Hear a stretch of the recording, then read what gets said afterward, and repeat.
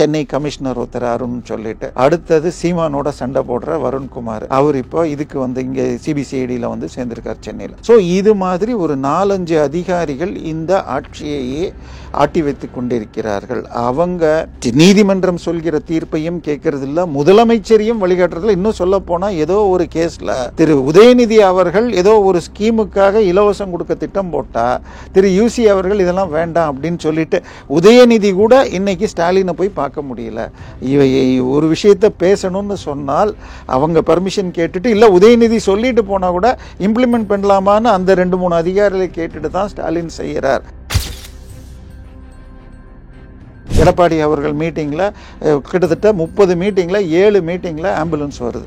Ambulance இவர் எங்கே meeting போட போகிறேங்கிறத குறைந்தபட்சம் ஒரு வாரத்துக்கு முன்னாடியே பர்மிஷன் வாங்கிட்டு அந்த ரூட் பர்மிஷன் வாங்கியிருக்காங்க. அப்படி இருக்கிறப்ப இவர்தில் மாத்திரம் ஏன் வருது? இது திட்டமிட்டு வேண்டுமென்றே அனுப்பப்படுகிறது. அதுவும் குடியாத்தம் பக்கத்துலேயே எங்கேயோ கேட்டேன்னா அவர் 60 கிலோமீட்டர் அந்த பக்கம் இருக்கிற ஆஸ்பத்திரியிலேருந்து வர்றாரு. ஸோ அதுக்கு எதுக்கு இங்கே வரணும்? ஸோ இந்த அதிகாரிகள் எது செஞ்சால் மக்களிடம் எடுபடுங்கிறத யோசிக்காமல் வெறும் ஷூட்டிங் எடுத்து முதலமைச்சரை ஜெயிக்க வைக்க முடியும்னு போகிறாங்க. அவர்கள் அரசியல் ரீதியாக பல்வேறு தவறுகளுக்கு முதலமைச்சரை அழைத்து செல்கிறார். இந்த டிஜிபி விஷயத்தில் நிச்சயமாக உச்சநீதிமன்றமும் உயர்நீதிமன்றமும் அடுத்த வாரம் கண்டிக்கக்கூடும். பொன்முடி வழக்கில் எஃப்ஐஆர் போட்டால் உடனடியாக அடுத்தது பார்த்தீங்கன்னா திரு உதயநிதி பேரில் ஏன் போடலன்னு வரும். இப்போ விசிக வன்னியரசு பேசினதுக்கு வரும், திரு மனோ தங்கராஜ் பேசினதுக்கு வரும். அடுத்தது பார்த்தீங்கன்னா இப்பொழுதுதான் தெரியும், சேலம் நாமக்கல் பக்கத்தில் குமாரபாளையம்ங்கிறது ரொம்ப ஃபேமஸாக இருந்தது. இப்போ அதை கிட்னி வாக்கம்னு பேரை மாற்றுற அளவுக்கு அங்கே ஆயிரக்கணக்கில் எடுத்திருக்கு. அதுக்கு எஃப்ஐஆர் போடல. என்ன பண்ணிட்டாங்க? நாங்கள் விசாரித்தோம், அந்த ஆஸ்பத்திரியை இனிமேல் இது உறுப்பு மாற்று அறுவை சிகிச்சை பண்ணக்கூடாதுன்னு சொல்லி உயர்நீதிமன்றம் என்ன சொல்லிடுச்சு? முதல்ல ஒரு எஸ்ஐடி போட்டு ஒரு டிஎஸ்பியை போட்டு விசாரிக்கணும்ட்டாங்க. ஏன் எஃப்ஐஆர் போடலன்னு கேட்டால் இவங்க இல்லாத பதிலாம் சொல்லிட்டு இருக்காங்க. எஃப்ஐஆர் ஏன் போட்டால் என்ன பிரச்சனை வரும்னா உடனே ஒரு ப்ரெடிகேட் அஃபென்ஸ் வந்துடும், இடி உள்ளே வந்துடும் பயப்படுறாங்க. ஸோ இது மாதிரி இன்னும் பல வழக்குகளில் டிஜிபி உயர்நீதிமன்றத்துக்கு பதில் சொல்ல வேண்டியிருக்கும். ஸோ நம்ம கார்பரேஷன் அந்த ஊழியர்கள் ஸ்ட்ரைக்கை பார்த்தோம், துப்புரவு. ஏன்னா அமைச்சர் நேரு பண்ண வேண்டிய விஷயத்தில் எனக்கு கட்டிங் வரலன்னு சொல்லி சேகர் பாபு தூண்டி விட்டார்னு வந்துச்சு அந்த விஷயத்தில். ஸோ இந்த மாதிரி விஷயங்களில் போலீஸ் நினைச்சேன்னா பல விஷயங்களை தடுத்திருக்கலாம்.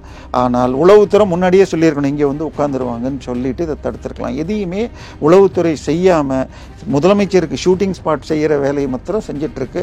இதையெல்லாம் மாற்றணும், டிஜிபி நினச்சா மாற்ற முடியும். ஆனால்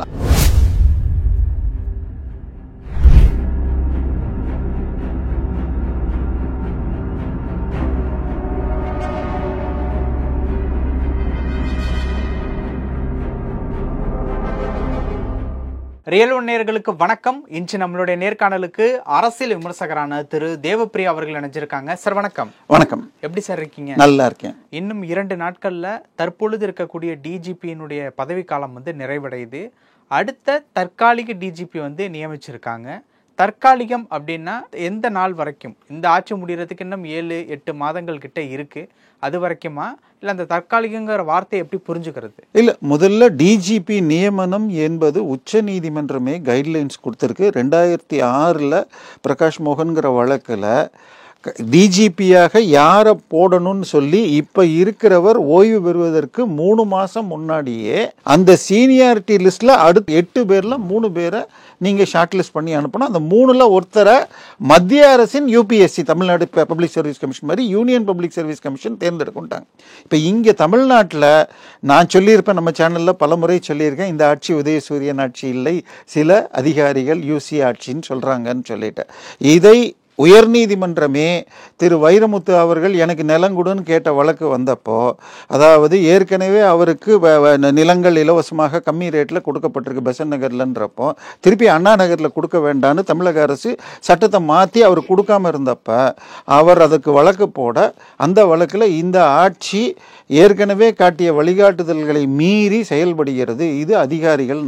இப்போ இந்த அதிகாரிகள் என்ன நினைக்கிறாங்கன்னா தங்கள் கட்டுப்பாட்டில் இருக்கணும். 1, 2 IAS அதிகாரிகள்ங்கிறாங்க, இன்னொன்று 2 IPS அதிகாரிகள். இன்னைக்கு டிஜிபிங்கிறது ஒரு போஸ்ட் கிடையாது. தமிழ்நாட்டில் ஒரு 7-8 போஸ்ட் உண்டு. ஆனால் சட்டம் ஒழுங்கு டிஜிபியை தான் அனைத்து போலீஸுக்கும், தமிழ்நாட்டில் இருக்கிற 1 லட்சம் போலீஸுக்கும் தலைவர் என்று பார்க்கப்படுகிறது. அந்த போஸ்ட்ல இப்போ சங்கர் ஜிவால் இருக்கார். ஆக்சுவல் ரூல்ஸ் என்ன பண்ணாங்க, அந்த 2006 உச்சநீதிமன்றம் படி 6 மாதம் மினிமம் இருக்கணும். அந்த ரெக்கமெண்டேஷன் அனுப்புகிற அன்னைக்கு 6 மாதம் இருக்கணும். ஆனால் அவங்களுக்கு 2 வருஷம் போஸ்டிங். ஏன்னா ஒரு ஆள் 2 வருஷம் இருந்தால் தான் அந்த ஊரை புரிஞ்சுக்கிட்டு அங்கே இருக்கிற ரவுடிகளை கட்டுப்படுத்தி சட்டம் ஒழுங்கை இம்ப்ரூவ் பண்ண முடியுங்கிறதுக்கு. ஸோ இப்போ என்ன பண்ணிட்டாங்க, இவருக்கு பின்னால் இருக்கிற ஆட்கள் சில பேர் வந்தால் தமக்கு சௌகரியமாக, இப்போ அடுத்த சீனியாரிட்டியில் யார் இருக்காங்கன்னு பார்த்தால் சீமா அகர்வால்னு ஒருத்தர் இருக்காங்க. அவங்க முன்னாடி டிஜிபியாக இருந்த ராமானுஜத்துடைய மனைவி, ரொம்ப சின்சியர், நேர்மை. இவங்களுக்கு நேர்மை சின்சியரோட நான் சொல்கிறதுக்கு ஆமாஞ்சாமி போட்டு செய்யணும். இதே மாதிரி அதுக்கு அடுத்தது இருக்கிறது சந்தீப் குமார் ராத்தோர். இந்த மாதிரி நிறைய பேர் கொடுத்து, ராஜீவ்குமார், சந்தீப் ராய் ராத்தோர், வன்னிய பெருமாள், மகேஷ் குமார்னு லிஸ்ட் போடுது. இப்படி இவங்க வந்துட்டாங்கன்னா அஃபிஷியலாக யூபிஎஸ்சி மூலமாக போயிட்டா 2 வருஷத்துக்கு அப்பாயின்மெண்ட். ஸோ அப்போ இன்னும் 2 வருஷத்துக்கு வேறு யாரும் திங்க் பண்ண முடியாது.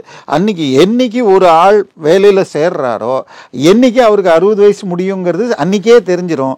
ஸோ அவர் என்னைக்கு ரிட்டையர் ஆக போகிறாருங்கிறது தெரியும். ஆனால் 3 மாதமாக அனுப்பலை இங்கே இன்னும். அதனால இப்போ என்ன பண்ணியிருக்காங்க, தங்களுக்கு வசதியாக 10 பேரில் 8ஆவதுல இருக்கிற வெங்கட்ராமன் என்பவரை பொறுப்பு டிஜிபின்னு இப்போ போடுறதாக சொல்லியிருக்காங்க. ஏன்னா நாளைக்கு இரவோ என்னமோ திரு ஸ்டாலின் அவர்கள் வெளிநாடு போக இருக்கிறார்.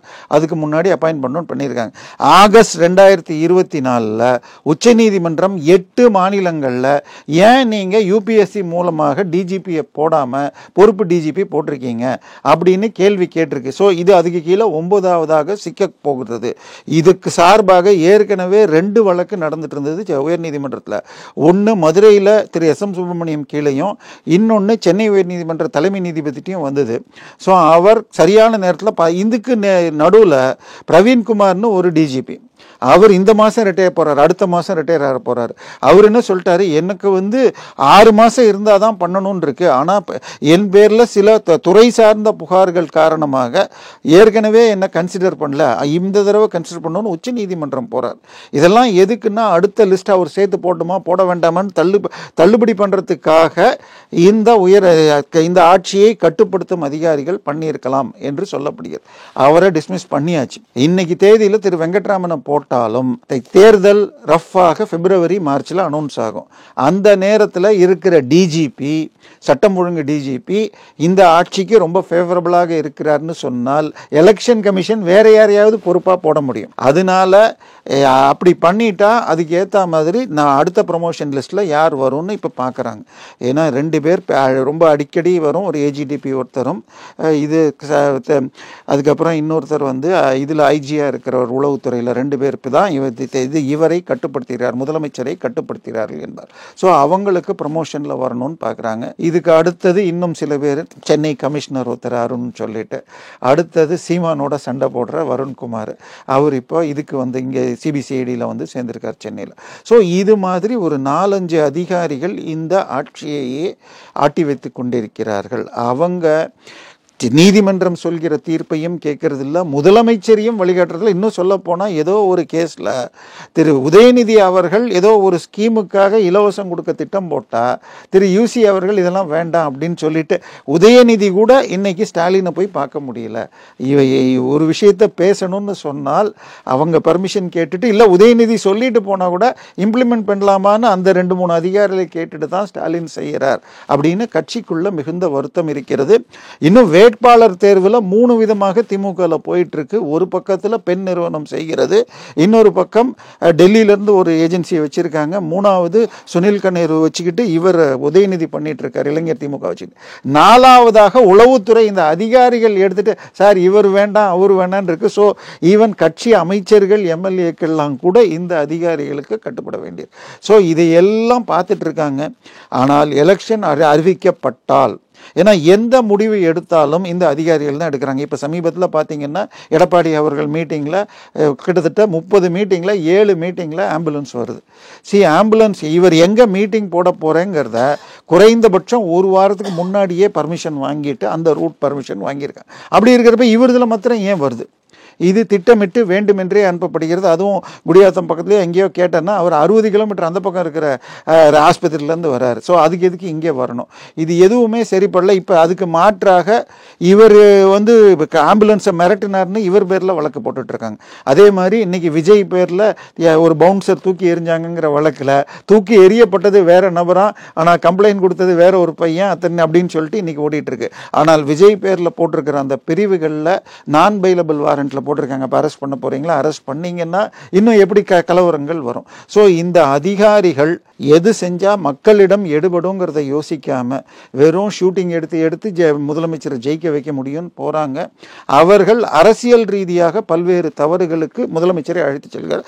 இந்த டிஜிபி விஷயத்தில் நிச்சயமாக உச்சநீதிமன்றமும் உயர்நீதிமன்றமும் அடுத்த வாரம் கண்டிக்க கூடும். இப்போ புதிய டிஜிபிக்கு என்னென்ன சவால்கள்லாம் இருக்கு? ஏன்னா தேர்தல் வேற நெருங்கியாச்சு.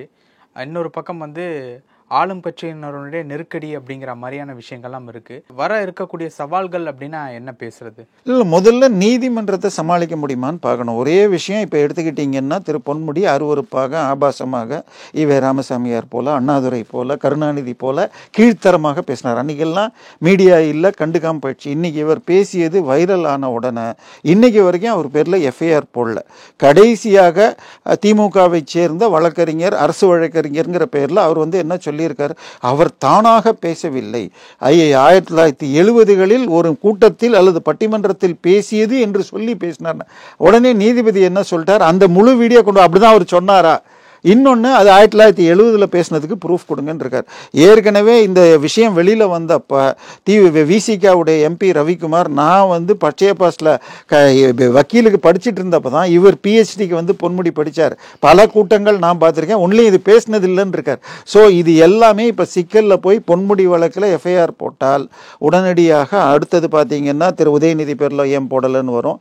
இப்போ விசிகா வன்னியரசு பேசினதுக்கு வரும், திரு மனோ தங்கராஜ் பேசினதுக்கு வரும். அடுத்தது பார்த்தீங்கன்னா இப்பொழுது தான் தெரியும், சேலம் நாமக்கல் பக்கத்தில் குமாரபாளையம்ங்கிறது ரொம்ப ஃபேமஸாக இருந்தது. இப்போ அதை கிட்னி வாக்கம்னு பேரை மாற்றுற அளவுக்கு அங்கே ஆயிரக்கணக்கில் எடுத்திருக்கு. அதுக்கு எஃப்ஐஆர் போடல. என்ன பண்ணிட்டாங்க? நாங்கள் விசாரித்தோம், அந்த ஆஸ்பத்திரியை இனிமேல் இது உறுப்பு மாற்று அறுவை சிகிச்சை பண்ணக்கூடாதுன்னு சொன்னோம். உயர்நீதிமன்றம் என்ன சொல்லிடுச்சு? முதல்ல ஒரு எஸ்ஐடி போட்டு ஒரு டிஎஸ்பியை போட்டு விசாரிக்கணும்ட்டாங்க. ஏன் எஃப்ஐஆர் போடலன்னு கேட்டால் இவங்க இல்லாத பதிலாம் சொல்லிட்டு இருக்காங்க. எஃப்ஐஆர் ஏன் போட்டால் என்ன பிரச்சனை வரும்னா உடனே ஒரு ப்ரெடிகேட் அஃபென்ஸ் வந்துடும், இடி உள்ளே வந்துடும் பயப்படுறாங்க. ஸோ இது மாதிரி இன்னும் பல வழக்குகளில் டிஜிபி உயர்நீதிமன்றத்துக்கு பதில் சொல்ல வேண்டியிருக்கும். இப்போ இருக்கிற டிஜிபி கண்டனங்களையே வாங்கி கொண்டு இருந்தார்.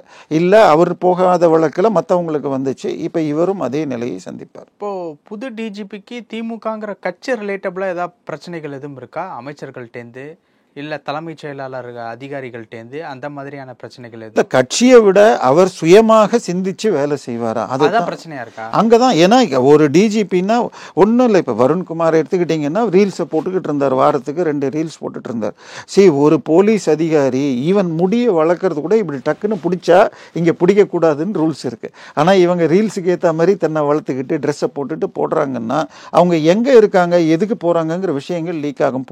இதை கூட அவரால் எடுத்து சொல்ல முடியாமல் கடைசியில் ஒரு சர்க்குலர் போடுறார். ஸோ இது மாதிரி ஒரு அதே மாதிரி நம்ம பார்த்தீங்கன்னா யார் திரு உதயநிதி ஸ்டாலின் கிட்டையும் ஒரு பெரிய நபர் ராமநாதபுரத்துலேருந்து வந்து நான் பாகிஸ்தானை எதிர்த்து வேர்ல்டு கப் ஜெயித்தேன் அப்படின்னு சொல்லி ஒரு உடல் ஊனமுற்றவர் வந்து கொடுத்தார்.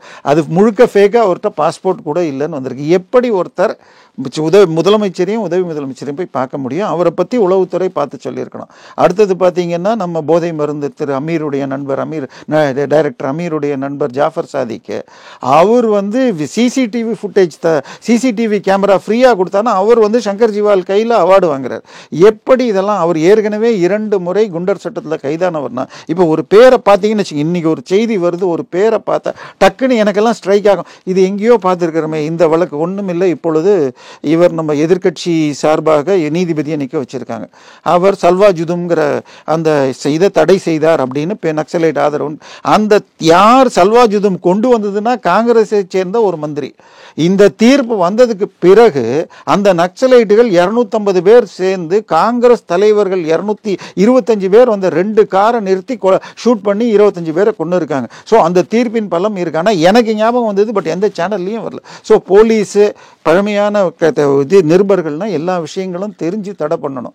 ஸோ இன்னைக்கு அதெல்லாம் சுயமாக சிந்திச்சு சட்டத்துக்காக செயல்படணும். ஆனால் நான் சொன்ன மாதிரி 2-3 IAS அதிகாரிகள் மற்றும் 2-3 IPS அதிகாரிகள் தான் முதலமைச்சருடைய அலுவலகத்தையே கட்டுப்பாடு செய்து கொண்டிருக்கிறார்கள். அதுக்கு மீறி சில அமைச்சர்கள் என்ன மீறி எதுவும் செய்ய முடியாது அப்படின்னு சொல்லிட்டு துறை மாதிரி இப்போ நம்ம கார்பரேஷன் அந்த இது ஊழியர்கள் ஸ்ட்ரைக்கை பார்த்தோம், துப்புரவு. ஏன்னா அமைச்சர் நேரு பண்ண வேண்டிய விஷயத்துல எனக்கு கட்டிங் வரலன்னு சொல்லி சேகர் பாபு தூண்டி விட்டார்னு வந்துச்சு அந்த விஷயத்துல. ஸோ இந்த மாதிரி விஷயங்கள்ல போலீஸ் நினைச்சேன்னா பல விஷயங்களை தடுத்திருக்கலாம். ஆனால் உளவுத்துறை முன்னாடியே சொல்லியிருக்கணும், இங்கே வந்து உட்காந்துருவாங்கன்னு சொல்லிட்டு இதை தடுத்திருக்கலாம். எதையுமே உளவுத்துறை செய்யாமல் முதலமைச்சருக்கு ஷூட்டிங் ஸ்பாட் செய்கிற வேலையை மாத்திரம் செஞ்சிட்டு இருக்கு. இதையெல்லாம் மாற்றணும். டிஜிபி நினைச்சா மாற்ற முடியும், ஆனால் அலோவ் பண்ணுவாங்களாங்கிறது பார்க்கணும். பல விஷயங்கள் பேசணும். நேரத்துக்கு ரொம்ப நன்றி சார்.